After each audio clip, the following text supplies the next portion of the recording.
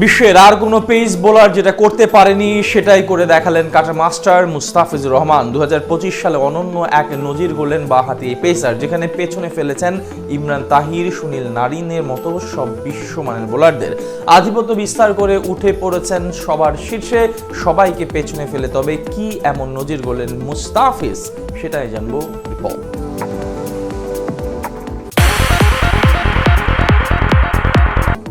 খুব কম কথা বলেন, মাঠেও কারো সাথে আলাপ করতে দেখা যায় না। আজকাল উদযাপনটাও কমিয়ে দিয়েছেন, কিন্তু দলের একের পর এক সাফল্যের নেপথ্যের কারিগর হয়ে থাকছেন মুস্তাফিজুর রহমান, বাংলাদেশের ক্রিকেটের আনসাং হিরো।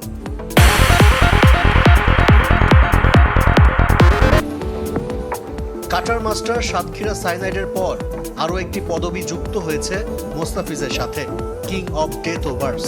সাকিব আল হাসানের সমান 149 উইকেট নিয়েছেন, যার মধ্যে 76 উইকেট ডেথ ওভারে। 16 থেকে 20 ওভারের মধ্যে সবচেয়ে বেশি ডট বলও মুস্তাফিজের। কাটার মাস্টার, দল যখনই বিপদে পড়ে তখনই ত্রাতা মুস্তাফিজ। উনি যখনই বোলিং করে টিম তখন একটা ক্রাঞ্চ সিচুয়েশনে থাকে, মানে সবসময় বিপদের সময় বোলিংয়ে আসে আর ম্যাক্সিমাম টাইম ডেলিভারও করে। তো আমার মনে হয় ম্যাচ প্লেয়ার টিমের ক্রাঞ্চ সিচুয়েশনে খুব অনেক বেশি ইম্প্যাক্টফুল। মুস্তাফিজুর রহমান একাদশে মানে বাংলাদেশের উৎসব। অন্তত 2025 সালটা এভাবেই কেটেছে।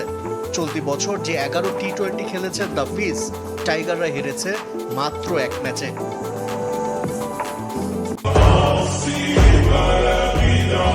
এশিয়া কাপেও আলো ছড়াচ্ছে কাটার মাস্টার।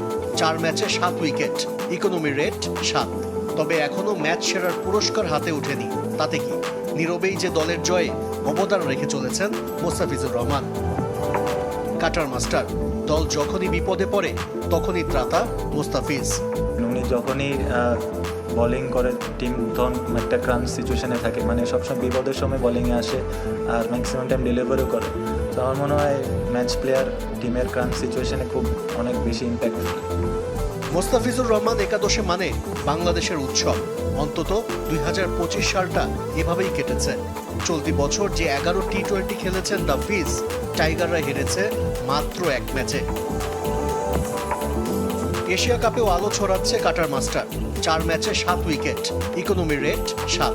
তবে এখনো ম্যাচ সেরার পুরস্কার হাতে ওঠেনি। তাতে কি, নীরবেই যে দলের জয়ে অবদান রেখে চলেছেন মুস্তাফিজুর রহমান।